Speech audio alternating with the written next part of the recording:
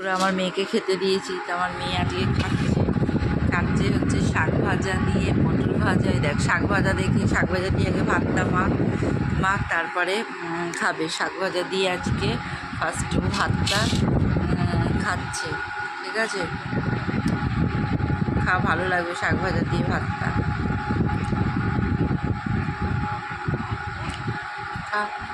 বন্ধুদের সাথে একটু কথা বললে বলতে পারি। দেখছো শাক ভাজা খাবে না, মুখটা কিরম করছে, কিন্তু শাক ভাজা তো খেতে হবে।